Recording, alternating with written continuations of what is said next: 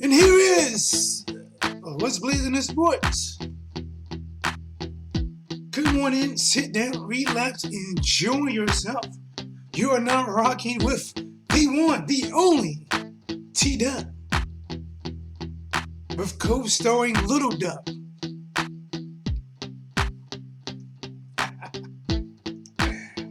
Talk to him, Little Dub. Talk to him, Little Dub. What up? Say hi. Hi. Hey.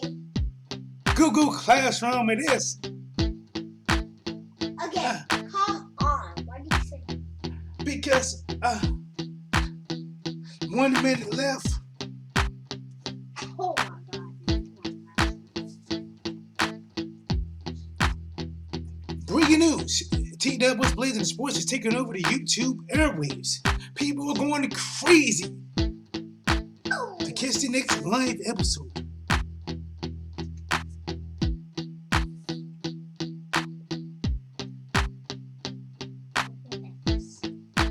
I'm gonna make something. Okay.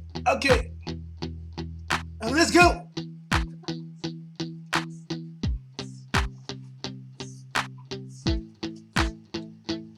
Do myself and yourself a favor and smash the like button as we get ready for the one, the only, the greatest commentator known to mankind, T-Dub.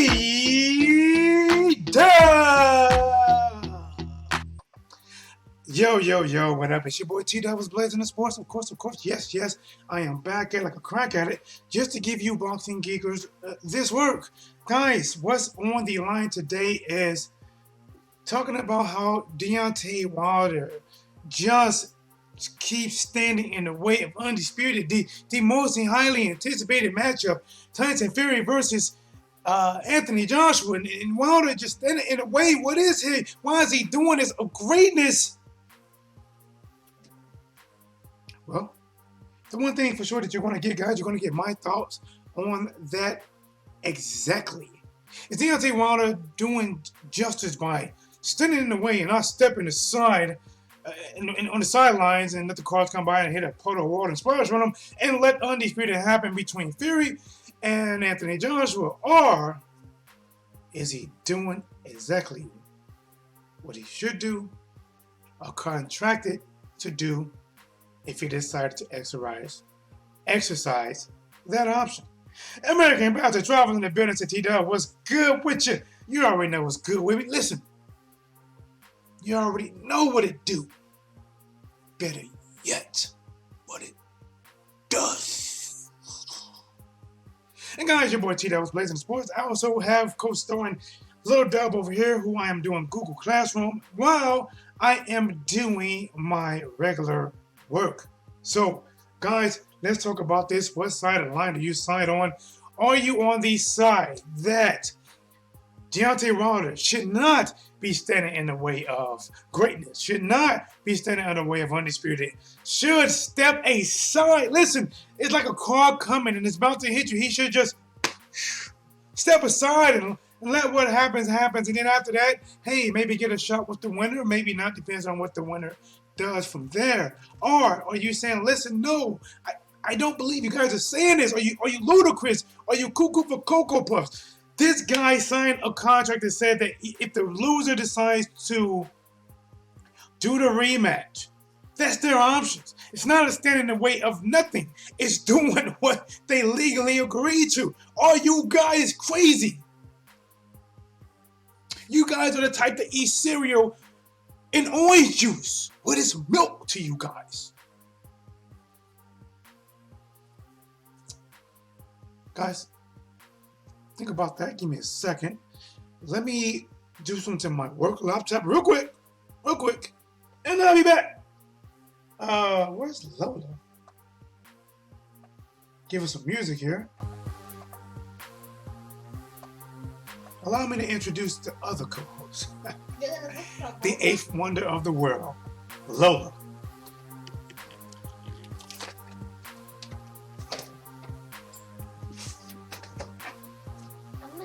I know who will run.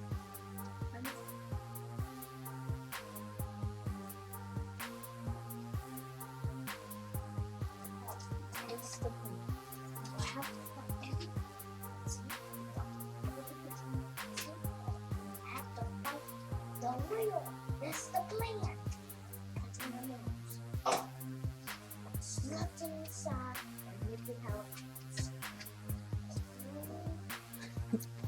All right, here we go. I'm back. Uh, American Pastor, I just want to see a big fight. All this waiting is worse than being sheltered in place. Okay. Okay. Let's do it. Let's do it. DJ, cut the music. All right, guys, so let's get serious with it. Let's talk about this. Let T-Dub give you my honest opinion on what I think about what's going on. Is he standing in the way? In my opinion, which, guys, you're all entitled to your opinion. Opinion are just opinions, but hopefully I give you my opinion enough to at least justify why I came to this conclusion for my opinion. Let's talk about it. All right, guys. First of all, no, I don't believe he is standing in the way of anything because it's what he has signed a contract. It's what Fury signed a contract, which Fury knew was most likely was going to happen.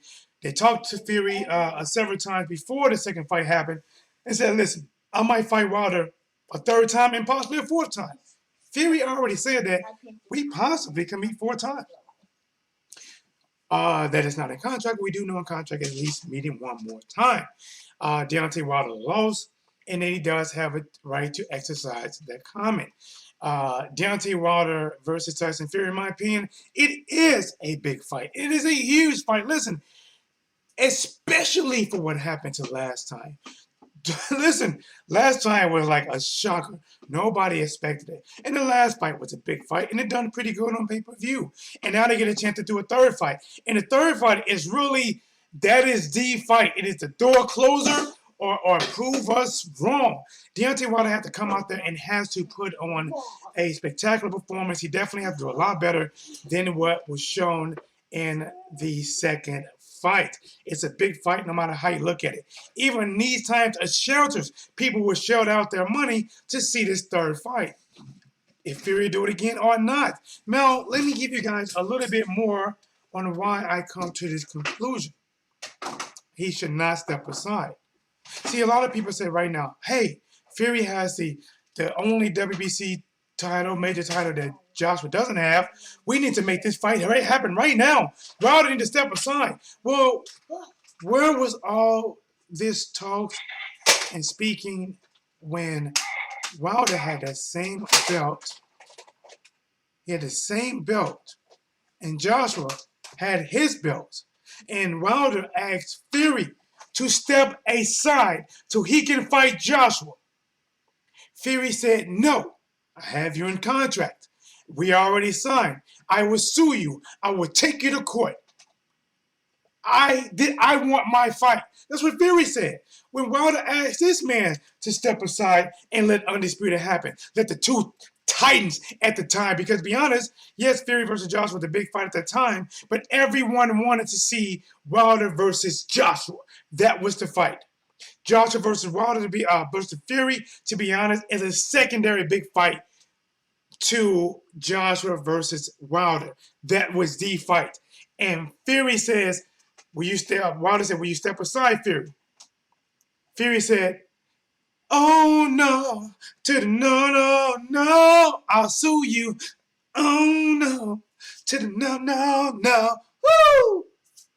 And he didn't. And he fought. And he won.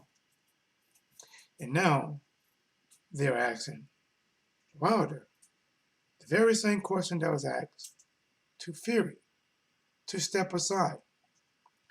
Wilder is saying, no, I want to exercise my rematch clause. The difference is, publicly,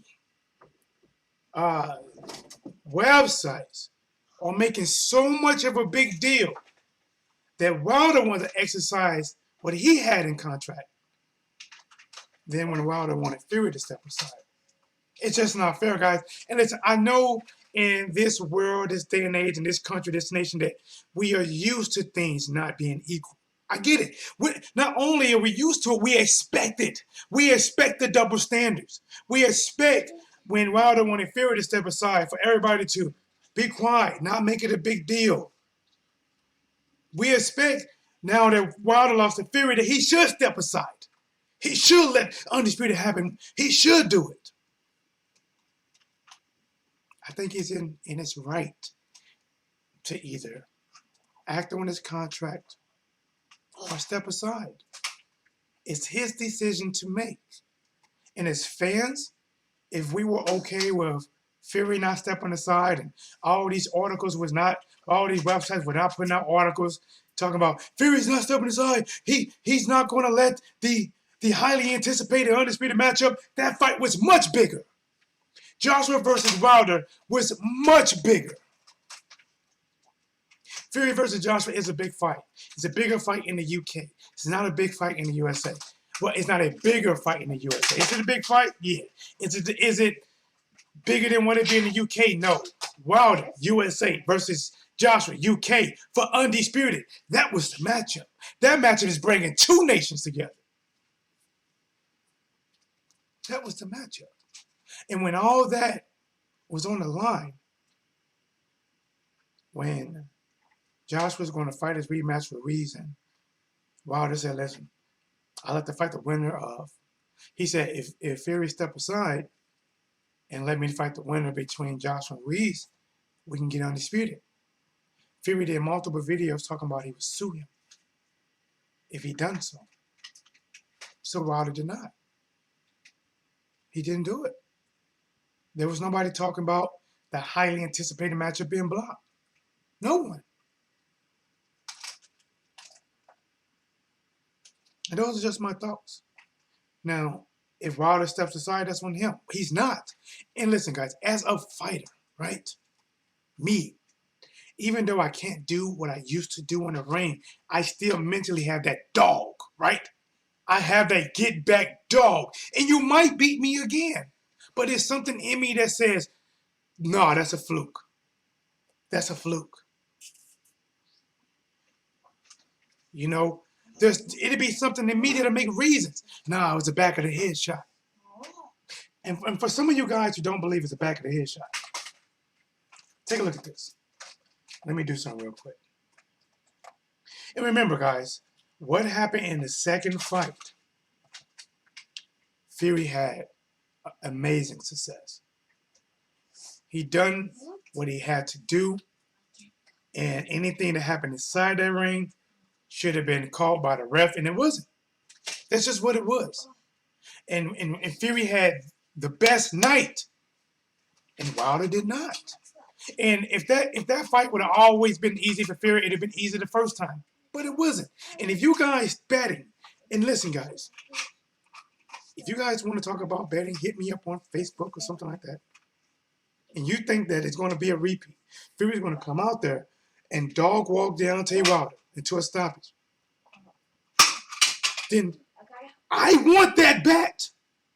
I want that. Not even on who wins. Just would he go out there and it be a repeat or worse? I want that. I need that. I need that. The third fight is going to be a good fight. No matter what I thought and I'm going to show you guys. It doesn't matter what I show or what I thought in the second fight. I'm not dumb. Fury can fight. Wilder versus Fury 3, or Fury versus Wilder 3, that's a major fight. Anytime these guys fight each other, it's earthquake planks shifting. Every time they fight, it's shifting. Things are realigning every time they fight. Whenever Joshua fights Pulev, if he loses, things going to shift. The boxing world gets shook up again.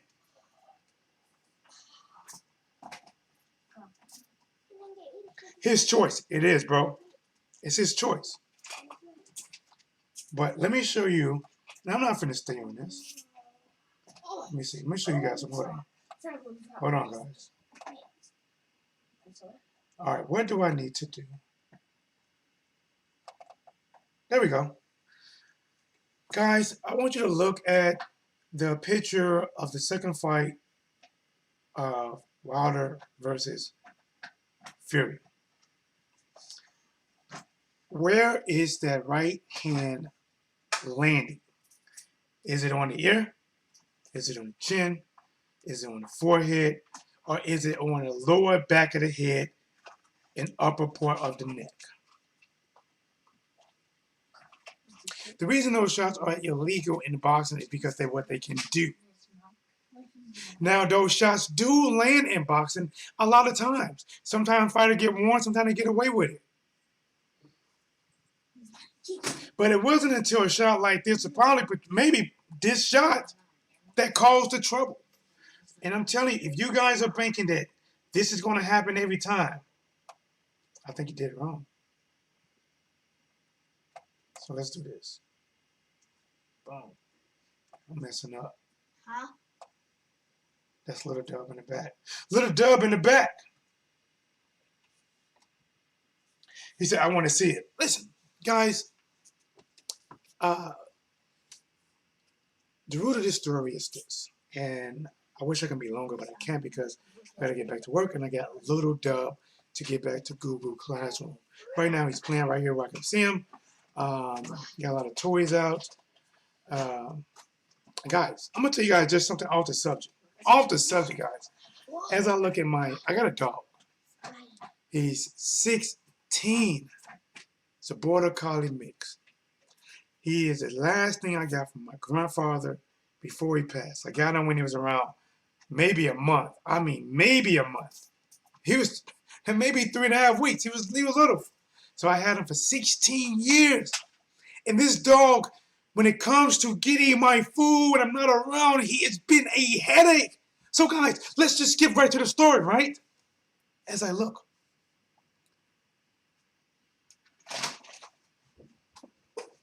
This is what your boy T-Dub did, right? My big grill is at my mom's house, but I got a kettle where I am right now. I got a kettle grill. I put my charcoal to one side, you know.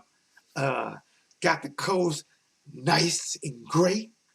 Put a nice chocolate on it. Got the chocolate mesquite. Put that on there. Boom, right? Let that do what it does, right? I got a pork shoulder, about yay big. First of all, I prepped that pork shoulder, right? Rub that. At first, I'm not going to tell you what I soaked it in liquid-wise so it can penetrate the meat all the way to the center. I don't know how many layers it takes to get the center of a Twisty Pop, but I know how to get the center of a pork shoulder and infuse that flavor, right?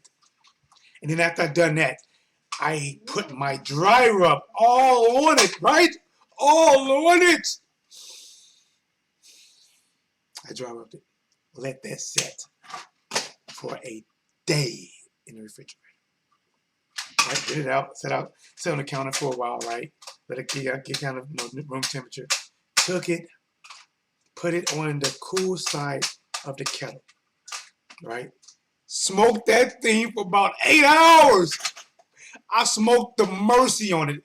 When I look at that pork shoulder, it was rolling up its sleeves. I give up. I smoked that pork shoulder till it was so tough until it just submitted and it was tender.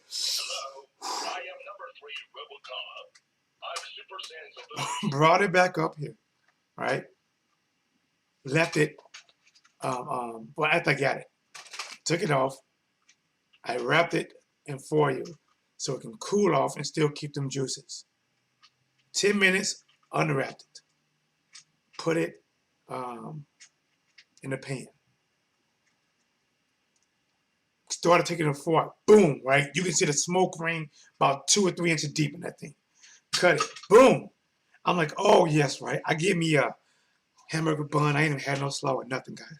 I got a hamburger bun, pour some of that. A small hamburger bun, put a little bit on there. Put the bun top, bit it, like, yes! My son doesn't even eat that much meat. I brought my son, I got some plate, just regular meat, no bread. And I said, you want to try some, son? He tried it. This is good, right? He started eating it. It was yum. I went to the store because I was out of bottled water. I'm sorry, I went to the gas station. That's about a block. A solid block. And it's not a long block. Up. Got 4 things of water. Got back in the car. Came in the house. I see my 16-year-old dog, right? On his back like this. He, 16, cannot hear that good. But his sensitive, all his other senses got heightened. He know he can hear the light change. He opens his eyes up and see me. He's home. Typically, if we do something bad, he would run. He's so fat. He's out here. He look at me like, oh, and he just rolled his head over like, oh, oh. And then I look in the kitchen. There's only residue left. That's small little juices left. Small. No meat. No bone. He ate a almost entire pork shoulder. Now, if this was a German Shepherd or a Rottweiler, I get you. This is a Border Collie mix. Now, the father was a Border Collie. Big. Kind of big. The mother was, I'm not going to lie, I don't know how he did it. She was almost just a little bit taller than like a Chihuahua, right? So he came out medium size. Ate a whole pork shoulder. And then he had nerves to look at me. And when I went in the refrigerator and grabbed like a hot dog and back for that off his back.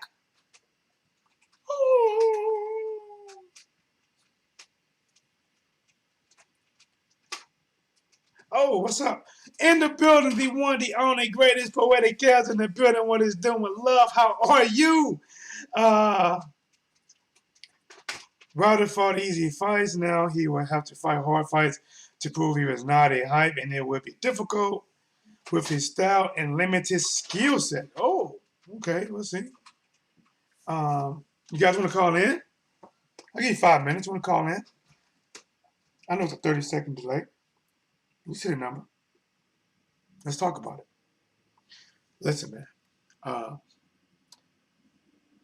People always talk about who Deontay Wilder fought or who he didn't fight. Even if Deontay Wilder's road might appear to be easier to others, it was not the road that was always attempted. Wilder, I believe, was supposed to go over and fight Povetkin a long time ago. Was it Povetkin or Pulev? One of them tested positive for something.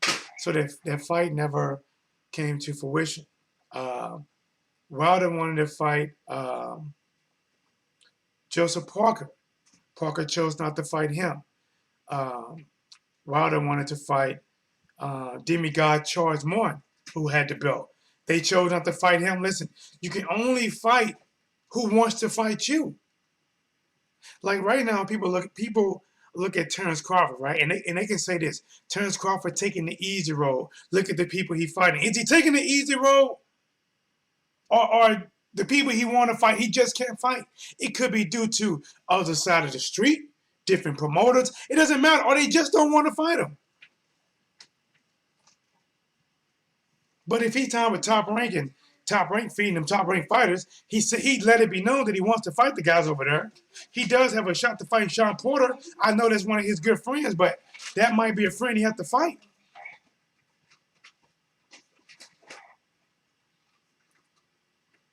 Smash the like button. Shout out to my boy American Pastor Travel. But let me see, make sure this is right. Oh, here we go. So when it comes to this rematch, right? Doesn't matter what Wilder actually done before that, because it's in contract. Even though we do know he defended his title 10 times. He was one defense away from beating Muhammad Ali record. If he defended 10 times, that means that every time he fought a top 10 opponent. Remember, you can say the easy road all you want. These have to be top 10 opponents in a row.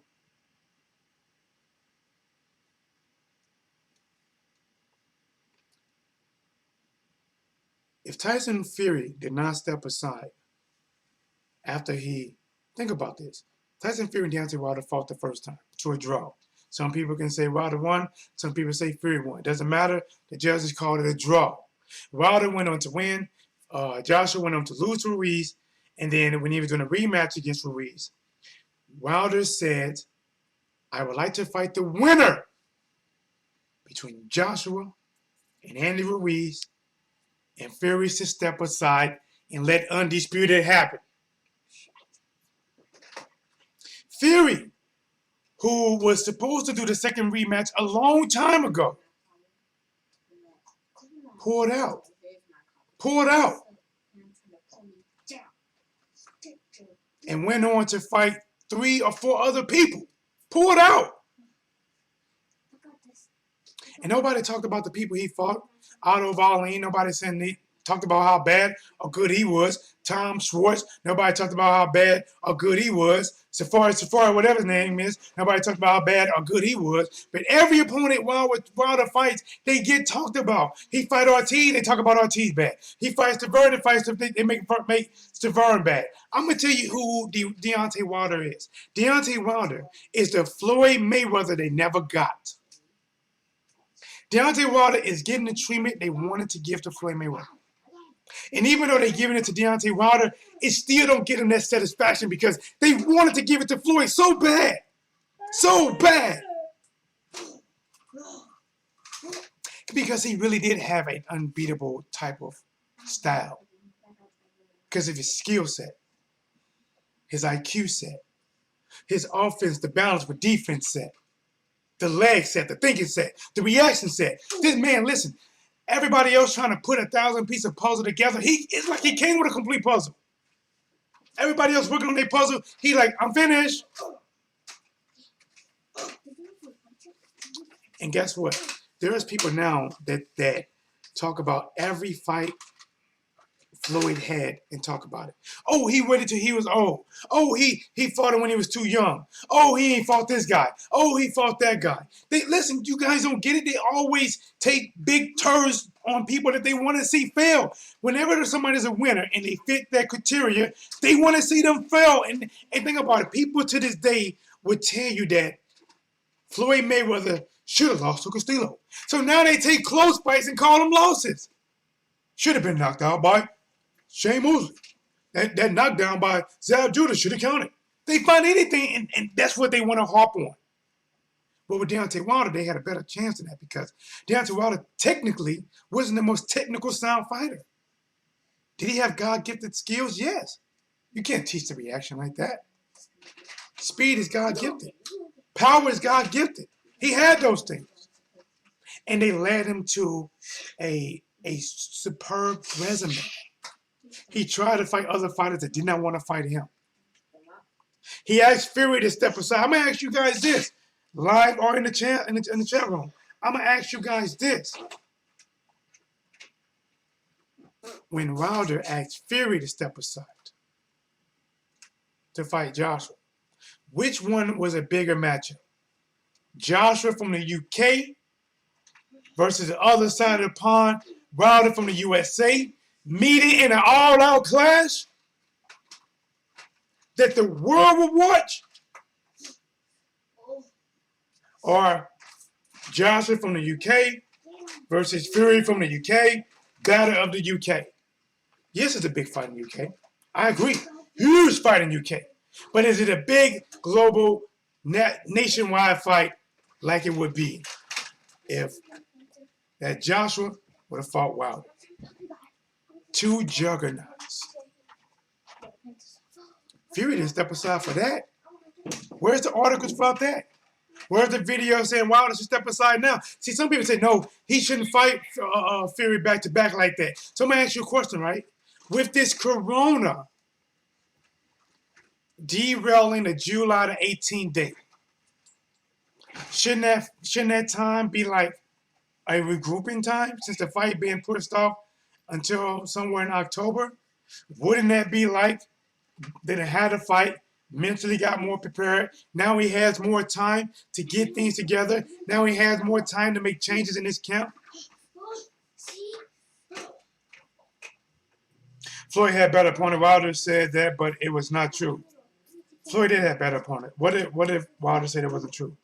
Boy, to kill, salute. Yes. Listen, guys, strike that like button, smack that like button. Y'all lucky Lil Dub is right here, because Lil Dub wasn't right here. I will give you guys. Listen, you know about the smash. You gotta know about my smash and talk. You already know. Shout out to Porter Kills. Check my girl out. I gotta find out when she's live again so I can catch it. When the queen is live, I listen. But let's get to this work. Let's get to this work. Let's get to this work. So, when Wilder asked Fury to step aside, and Fury responded with, I have you in contract. I will sue you. You are fighting me. And Fury prevented UK versus USA. Listen, we already know this. Joshua versus Wilder would have been a big fight. But you telling me when they finna play this, and guys, we know they're gonna play it. The USA versus the UK. Come on, guys. Listen, two UK fighters beating each other. Okay, that's cool. But the best of the UK and the best of the USA battle for undisputed. Listen, it's not just a UK versus USA fight. It's battle for undisputed. That was major. The fight between Joshua versus Wilder, that is what brought heavyweight division back in. What Wilder was doing on one side of the pond, Tyson Fury was taking a 2-year chill pill, and what Joshua started doing. The thought of them guys fighting is what revived the heavyweight boxing. And then whenever those guys fought somebody, it brought light to their opponents, which gave their opponents a breath that wasn't there before these guys. And now that these guys that gave them life are actually fighting for the life of the heavyweight division, undisputed, and Fury stood in the way. But listen, I didn't see none of the magazines and headlines that I'm seeing now from all these people talking about Wilder standing in the way of undisputed, of this mega fight. What do you mean? What was that talk when Tyson Fury did it? That was just a fight ago. And now that Wilder is saying, no, well, since you did it to me, I want to try to my title back. Think about this. Fury never held the WBC title. And he argued that he had a contract, that he should get his contract fight. Wilder held the WBC title, defended it 10 times against top 10 opponents. Don't he have the right to say, listen, it was my title, I defended it 10 times, I already have it in contract, I want to try to get my title back. True or false? Whereas Lola, you want Lola? Hold on. Lola, she's sleeping. Lola, wake up. There she go. Yeah. Okay. Okay, look at him. Oh, wait. He said, Ma, Milo, that's a beautiful picture. Which picture? It was a draw. Fury beat Wilder, A. Oh, we smoking. Hold on, we got smoke coming. Yo, live your boy T-Dub in the building. Who's calling? Let's talk about it. Yeah, bro, you want to talk about it for a minute? Yeah, who on the phone? Who talking? It's Mike, man. I'm listening to you, bro, and I'm trying to feel you.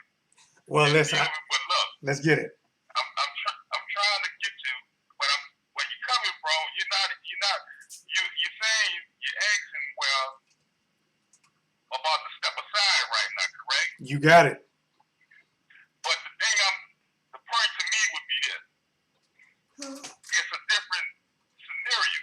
It was a draw. The fight was a draw. As opposed to him having a second fight and actually beating Wilder. So the whole circumstance changed. Well, here we go, Mike. Let's talk about it, champ. Here we go, champ. Let me put Lola away for a minute, too. Check this out, champ. So, Tyson Fury and Deontay Wilder fought, and it was a draw. They were 99% set to fight a second time.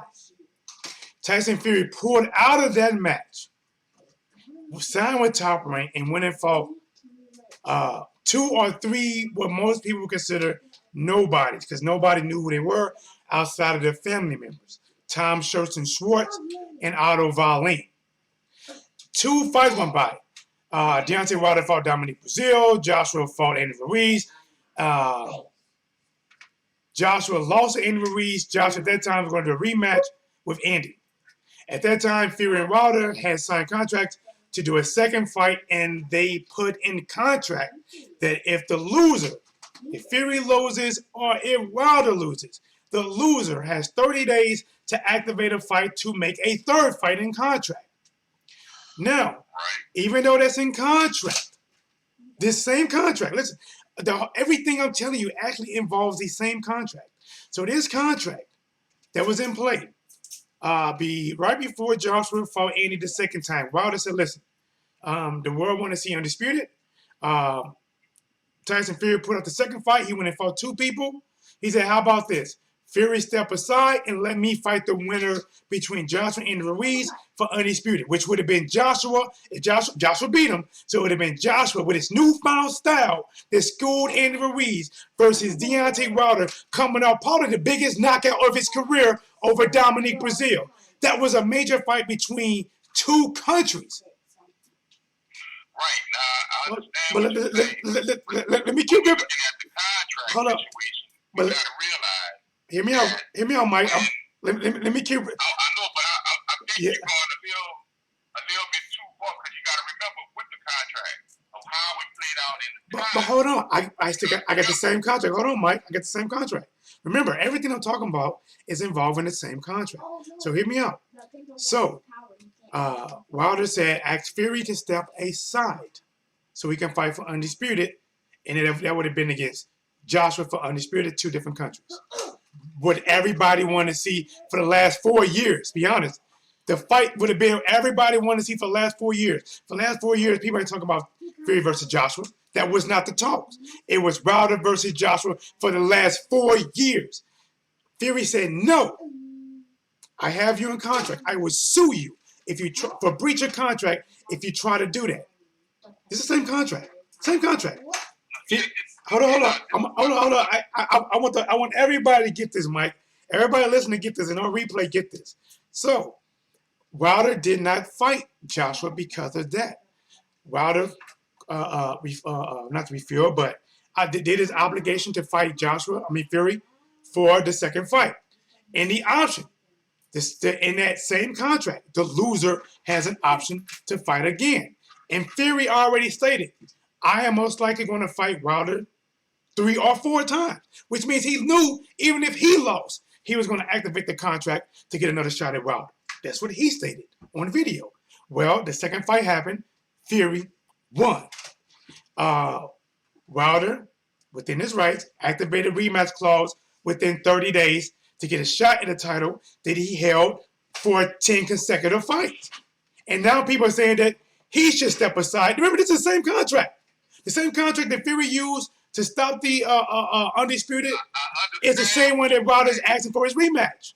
How do you not get? He isn't right for that, Mike. Listen to me. Now, let me say something. You rolled it, but you ain't giving me a little tidbit of what I'm trying to get you to see. Can I say it, or you going? I'm listening, Mike. Okay.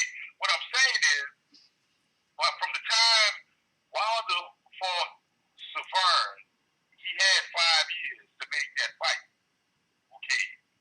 By the time that fight materialized with Tyson Fury, it had been, like you said, 3 or 4 years. Okay, so they could not get a contract negotiated for the Joshua fight. So once Tyson Fury did have an opportunity to fight, and he fought to a draw, he had that obligation. I would have asked for him to step aside too. Now, Wilder does have that option, which is fine. And if he used the option, hey, I ain't got no problem with that. I want to see the fight. I still think Fury gonna beat it. But to just ask to do that for Wilder, it could be a benefit because if Fury fight Joshua, and let's say he's fighting the person who wins, then it gives Wilder a chance to be able to fight for Undisputed, make more money, and everything else. So it's not necessarily a win-win for either party, but it's also not a lose-lose. All right, let me talk about that, Mike. I got you, Mike. Let me touch on something that you said. All right, here's the thing, Mike. Joshua was in the same situation with Joshua. Just lost to Andy Ruiz. Andy beat him very similar to the way that Fury beat Deontay Wilder. People told Anthony Joshua he should step aside, not fight Andy Ruiz back to back, and let Andy Ruiz go on to either defend the titles or possibly fight for undisputed. Joshua didn't do that. Joshua wanted a shot at his title that he had won, and that was in contract.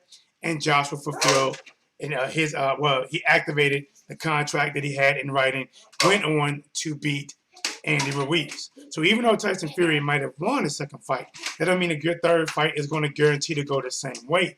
I think people will talk about how the second fight. No. When I say I think Fury gonna beat him, it's me.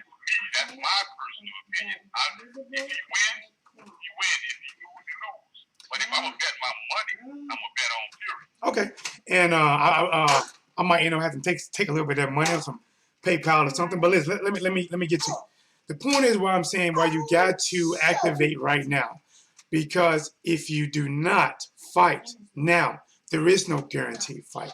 Let's say that Wilder steps aside and let UK have the brawl for it all, or UK versus UK, Joshua versus Fury. The way Fury has been going, Fury is not guaranteed to even keep fighting. Fury's already talked about retiring. Let's say Fury beats Anthony Joshua, and he retires. Wilder never gets a shot. And guess what will happen when the belts, when he retires? The belts will be just like the Avengers, the Infinity Stone. They'll be scattered all across the galaxy like when he retired. So right. So this, which is why I'm telling you, he has to take the fight. What my point is basically though, it's basically the nuts and bolts, not the what if. And I'm just saying, for that move, it could still be a good deal for Wilder. It's not a good deal. If you basically look at it, if Fury decided to retire right now, then he still wouldn't get a rematch. So here, let me tell you why it's not a good deal, Mike. Because let's say this. Let's say Fury goes on to beat Joshua, and then Fury just retires. Fury will always be over Deontay Wilder head, no matter what Deontay Wilder does while Fury is retired. As long as you got a chance to fight them, hold on, right, which means Fury will always be higher. If you have a chance to beat the man to beat you, you erase that. Because in the third fight, even though you believe that Fury win, Wilder could win. And if Wilder beats Fury in that third fight, there would be no, if Fury retires, that he was better than Wilder, not like this. You clean up your mess while your mess is there. Fury is Wilder's mess right now. You clean it up while it's here. If you go on and let Fury, think about this. You can't even guarantee it. It's too many promotional bodies that are involved right now. Joshua is fighting Pulev. And this is why they asked him Wilder to step aside, which is so dumb to me. Top Rank already said this. I don't know why they're talking about Joshua versus Fury, because I don't believe Joshua's going to beat Pulev. So even Top Rank is saying that there ain't going to be no step aside. And Tyson Fury is signed with Top Rank because Top Rank fighter Pulev is fighting Joshua, and he wants Pulev to beat Joshua. So I am just making a case for you why he should not step aside. So what's your argument? What's your smoke, Mike? Okay, so you understand it, but I mean, I get that. I mean, that's an opinion. And you know what, Mike? On this channel, I value opinions. Matter of fact, I love when people disagree because it's challenged me to think live and give people. See, sometimes the battle is not just between me and who I'm speaking with. It's to get a better understanding with the listeners who might get something from both sides. You might stand your ground, I'm going to stand my ground. But hopefully somebody who's on the fence out there got a little bit more to take from it. So my whole point is that Wilder shouldn't step aside, and he should not be ridiculed for not stepping aside, for exercising a contract that both fighters agree with in ahead of time. Fury already said that if he would have lost, he would have wanted his rematch. So we got to expect the same thing from Deontay Wilder for one of his rematch. Right, and I'm not saying I disagree with Wilder's decision. I was only speaking on my thoughts on the decision I thought he should make. But whatever decision he chooses would be fine with me, because I would like to see him and Fury Me too. You know what I mean? What about this? When Joshua lost to Andy Ruiz, what was your thoughts on what Joshua should have done next? Me personally, and I want you to listen to what I'm saying so you don't get wrong. If I was Joshua, and I say this because I look at boxing, and I look at boxing two ways. I look at boxing as a business and boxing as boxing. When I look at boxing as a business, well, if Joshua would have took another fight and Andy Ruiz would have fought somebody else and lost, it would have messed up the dynamic of the business of what they're trying to do. Personally, I even though he won that second fight, I knew they was going to give it to him no matter what, because that's who they want to be the champion. So whether he took the fight right away or not, and as a boxer, I would have took the fight. I would fight next. And as Wilder, if I'm a boxer, I would fight my rematch next. What? And I'm asking you a question. If I'm a promoter, you don't want to. Go ahead. Huh? Go ahead. I'm saying if I'm a promoter, no, I'm gonna do what's gonna be good for the business. You see, the way I look at boxing is chess and checker. The business. What would you do as a promoter? Yeah. Would you have took the rematch with Andy Ruiz, or would you have not? No, because if I was a promoter, I don't think personally. I think if Ruiz would have given himself a little time to really deal with the wealth, the money that he had made. Because throughout history, Buster Douglas, when he beat Mike Tyson, I mean, once they get that first taste of that money after being a fight so long, they never come back in the ring correctly. Nobody had. So I knew he wasn't going to win. You know what I mean? So let me touch on that. Let him fight somebody else. Maybe it's a little something. He couldn't. And let me touch on that. No, I know he couldn't. Right. That's the business. Right. Let me touch on that just a little bit, Mike. What I'm saying about chess and checker, the business of it is chess. But in the ring, you said business. If you were Joshua promoter, you wouldn't have took the rematch with Andy. No, if I'm promoting, but the contract was already set. All right, so Joshua, no, they didn't have to act on it. Well, he didn't have an option because he signed a contract. No, he didn't have an option. I wouldn't have wanted to. But Joshua did.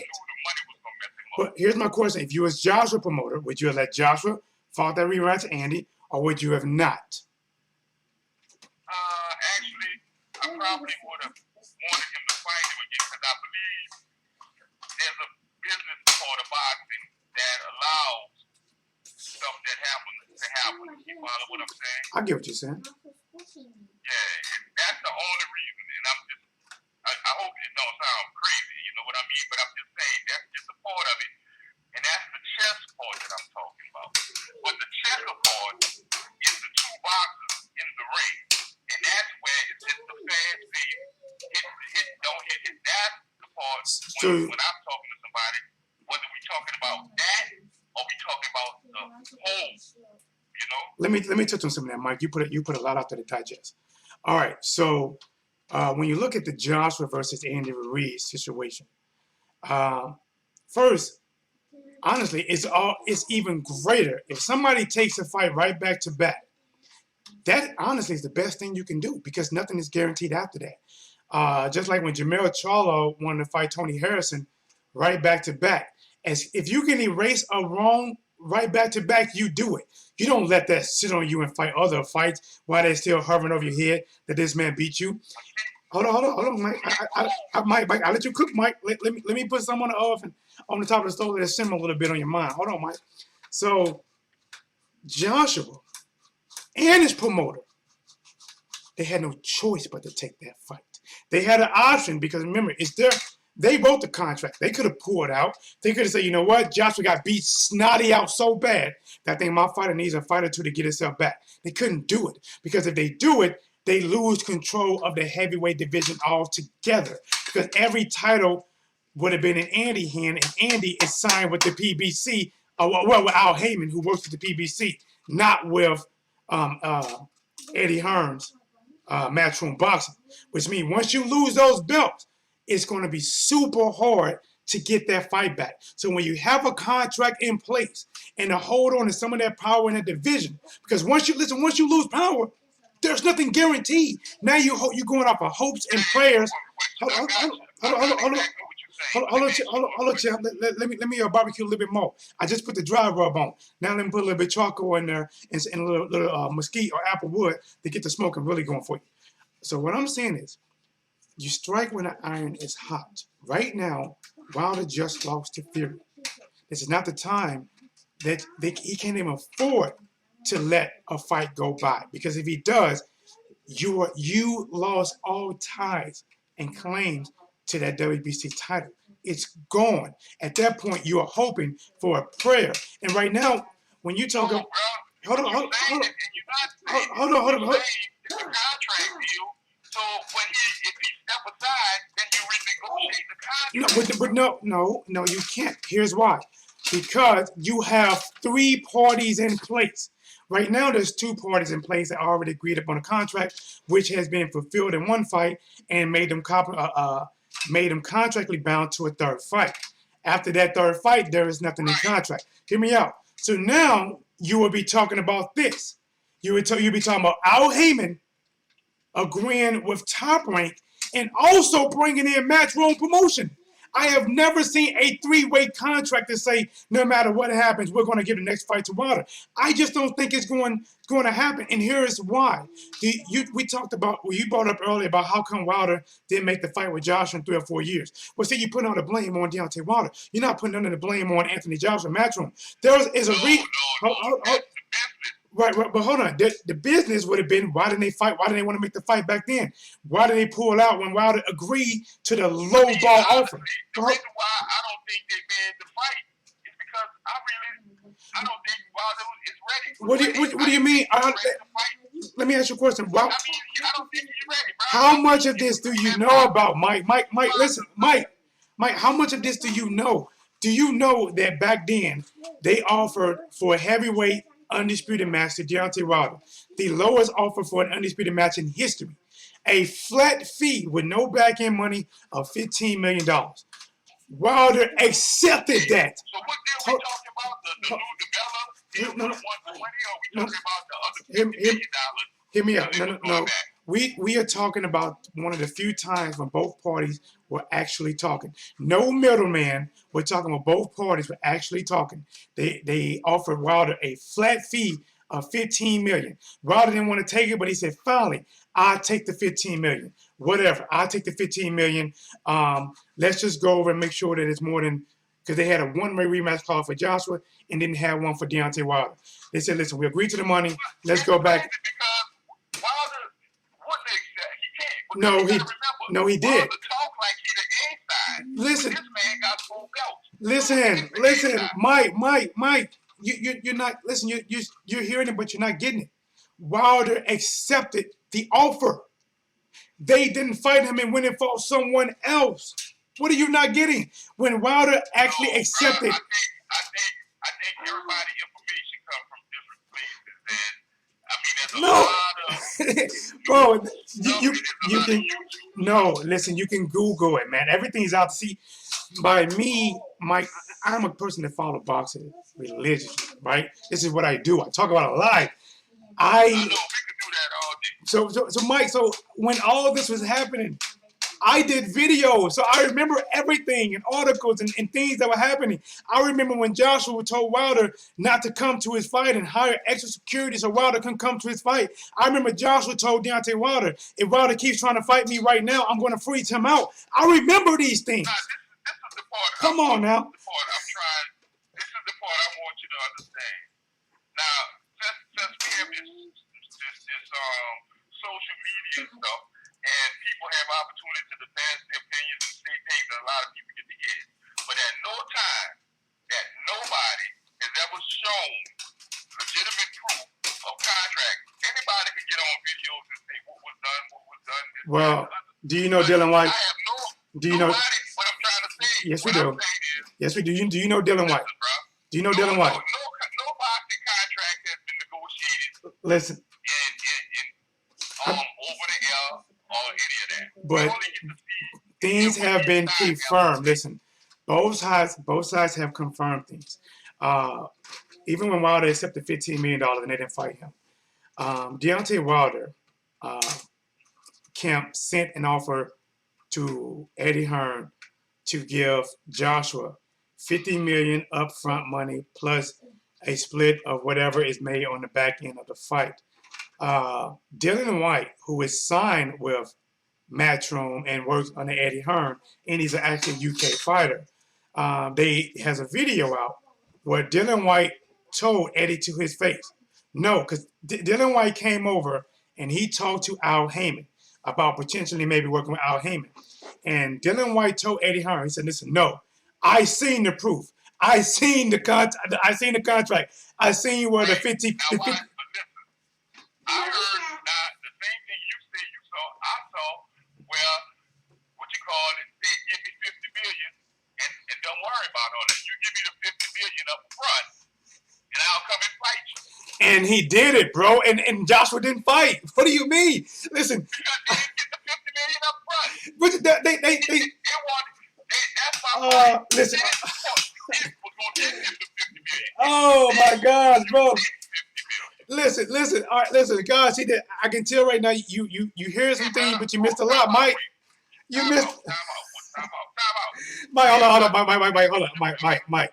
Hold on. Let me. I gotta break it because I do so much history with this. Let me break it down to you. This what happened. This why the money came in play. Joshua made a statement. Wait, I'm not messing up your show. Hold on, Mike. Hold on. Let me say this. Joshua said in an interview, he said, because Wilder believed it was $100 million fight. And he said, if you believe it's $100 million fight, how about this? You give me $50 million up front and I sign the contract tomorrow. So Wilder and his side, they went ghost for about 2 weeks. I'm guessing about 2 weeks. And Joshua and Eddie was making interviews. And then Wilder came out and did a video. He said, the money's in the bag. I hope you are a man of your word. And they sent everything to his team and did a public video stating, and then they showed a video where Joshua said he wanted the $50 million up front. And that's what they had for him. And that's the same $50 million that Dylan White confirmed that was real to his promoter, Eddie Hearn, in his face on video. And then when they asked Anthony Joshua about it, Anthony Joshua said, I'm not going to sell my soul for money. I'm not going to do this. He reneged on it. 1 minute he asked for the money in front. Next minute he said he's selling his soul for it. Listen, bro, they just didn't want the fight at that time. And Wilder agreed to $15 million and also agreed to give him what he asked for, and they didn't take the fight. But yet, everybody looks at Wilder like he's the one that didn't want the fight. But listen, we are track, which I know, when it comes to that argument, I can pull up stuff right now and would just squash everything you say. And you would just be in a corner right now. You would be in a corner getting beat down right now. So 100% of what I'm saying is correct. Listen, I am 100% of what I'm saying is correct. I know this is correct. 100%, Mike. I understand what you're saying, but everybody who says what they say is correct. I don't know. I don't think. No, listen. I don't move that way. I move off of what is done and said and can be backed up. No, yeah, you're right. I go off of words. What was said by fighters, what was said by promoters, and what was revealed to the public. That's what I go off of. Nothing more, nothing less. But what I'm trying to say to you is this. To reveal stuff to the public, man, it's all part of promoting, man. That's the business of boxing. Well, Mike, I'll be honest. I don't think you brought nothing to that argument about what I brought up about who did this, who did what for the $50 million. Let's get back to this. It would be impossible. With you, Mike, it would be because you, Mike. See, with you, Impossible to prove Mike. I can't with you, Mike. I can give you a yellow cake and prove it's a yellow cake. But to you, if you want to believe it's a blue cake, it's going to be a blue cake. I tell you, no, this is grandma's yellow cake. If you're going to believe it's a blue raspberry cake, that's what you're going to believe. But the people out there, No, you wrong. the people out there, Mike, I'm are trying going say to is know, Mike. People have two sources of information, and they both have that information. But Mike, you haven't gave anything concrete, Mike. Correct. Mike, you haven't gave any. Mike, what I am talking to you about, everything you can look up videos. You can look up video. I can pull a video right now of Dylan White talking about he saw the proof of funds for the $50 million right to Eddie Hearn's face, who promotes Anthony Joshua. I can do that right now, and guess what? You still won't believe it.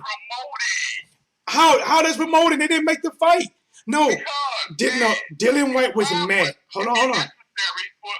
Dylan, here, no. I tell you why. No, I tell you why. Dylan White was not happy with Matchroom. He was because he wanted to get fights. He was upset. He didn't. Eddie did not. Hold on, champ. Hold on, champ. Listen, I would love to go on a separate video and devour you on that. But hold on, champ. Let me talk about this real quick. Eddie Hearn and Dylan was doing an interview, and it wasn't even about that. Dylan White was not happy. He was very frustrated. He kept telling Eddie Hearn, make this happen. It's your job. Make this happen. And out of frustration, Dylan White brought up the proof of funds of the $50 million that he seen when he came over to the USA and he talked to Al Heyman in Showtime. He's seen it. And he brought it up at that point, and at that point, he left Eddie Hearn. Hold on. And he left Eddie Hearn speechless. And when he left him so speechless, then Eddie Hearn shifted gears and said that, oh, it wasn't just about the money. Bro, it was. I have this stuff. I think I'm understanding what you're saying. Tell me if I'm wrong. Go ahead, John. You say the deal between Joshua and Wilder, Dylan White proved that Anthony Joshua backed out of the deal. He proved that the money was there for the $50 million Joshua asked for, and for whatever reason, Matchroom didn't take it. For whatever reason. Okay. I feel what you're saying. All right, so let's get back to another one we're not going to agree on, which is, I think we know how to talk about it, to be honest. Go ahead, champ. I'll give you two questions. Go ahead. What's your thoughts on that glove situation? Tyson Fury, I think something's up the gloves, man. What do you mean? Listen, Mike, I'm not sure. How long have you been watching me, Mike? Or are you new to me? Twice? You know, how long have you been watching my channel, my YouTube channel, or is this your first time? I think this might be your second time, and I actually just my second time. Okay, Mike. Mike. I actually just was listening to you, decided to call in today because I liked you and everything, and I was subscribed to you because I see that you must be kind of new and you want to fill up a little bit, and I'd like to help you. Well, I appreciate it, Mike, and also, Mike, I like smoke.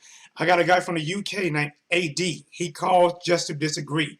I made him a moderator just so he couldn't get blocked because trust me, I love when people agree with me, but I like to hear the other side. I don't mind a good debate. Yeah, go ahead. That's fine. So, what was I thinking? God, I lost my train of thought. But what was your question? What was your question you asked me? I want to answer that. What was the question? Your first question. Oh, the gloves. Okay, you asked about the gloves. I'll say what you thought about the glove. Okay, I'm gonna give you a short history of me.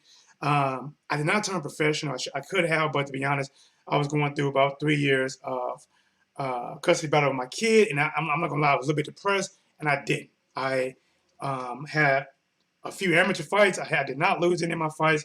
I am fully grown now. I mean, listen, I'm not there yet, but 40 is not that far off. I'm in my 30s right now. I am an active coach. I coach, so I have fought 26 times, and I coach. So I'm telling you from my experience, I have never in my life seen a glove move like that, ever, because the things that are on your hand should prevent your hand from bending backwards. when you are a fighter, when you're actively going to fight, they wrap your hands in gauze and then they wrap it in tape. The reason they do that is one, to protect your wrist, to stop it from bending. When you throw a punch with a bent wrist, you break your wrist or you sprain it. And then they wrap the top of your knuckles. They do that several times. Once that is done and it's tight on your hand, they have you make a fist and all that stuff. Then you'll slide your hand in a new glove. If anybody know anything about putting anything new or shoes, it is stiff because it's brand new. And when you put a glove on, the back of the glove, there is more padding, and that padding is stiff, which should prevent you from moving your wrist backwards. Now, in the fight, when he was throwing a left hook at Deontay Wilder, the wrist was rotating as if it was on some kind of chain or some kind of rotator, and it rotated all the way around to a full 90 degrees, bending backwards. Now, if you make a fist right now with nothing on your hand, and you bend your big wrist backwards towards your elbow, you have to use force to keep it there, and it's not comfortable. So how can somebody do that at an even further degree than you can do it without gloves on, do it with gloves, hand wraps, and tape, and have it go 90 degrees back like that?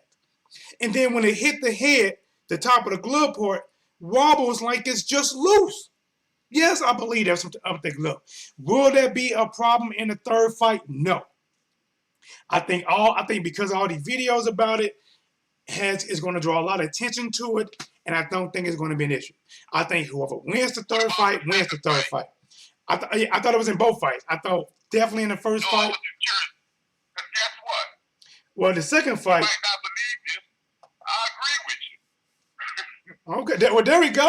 Look, now, check this out.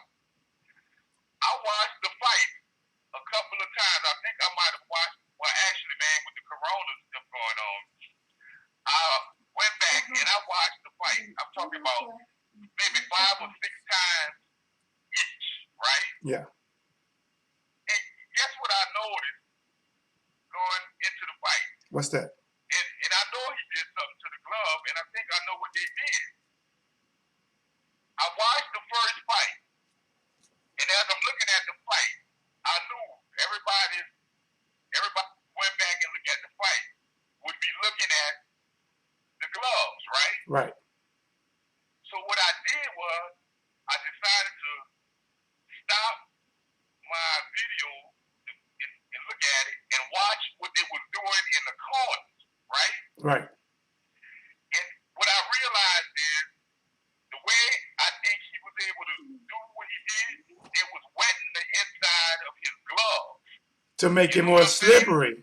Huh. To make it more slippery and to make it more palatable. And if you watch, I think between round 3, it was either round 3 or round 4, it was using the squeeze bottle, right? Yeah. And Davidson took the bottle and put it on his right hand and he put it on his left hand. Now, you don't see it. First fight or second fight? You didn't show it. You know, you don't see every round, between every round, they just at one person corner. So then I decided, I said, damn, let me look at the second fight again. And I just watched what was going on when they showed each fighter in their corner. And then I watched Sugar Hill. There's in one round where he takes the bottle, he pulls some water like he was pouring it in the top, but he actually poured the water over his hand. Which round? Made like he dumped the top of the water into the bucket. Which round? Which round? We need a round. Which round? I think that was between around the 4th or the 5th round with the second fight. In the third and the second round, when he had on the red gloves, you could see where Ben Davidson took the water bottles and he was talking to him. He said, yeah, you got to use this hand, and then don't worry about this hand, use this hand. And he got the water bottle. And if he did that between every round, we didn't see every round. But it was possible for him to win. Because if you noticed, here's what I think, Mike. Here's what I think, Mike.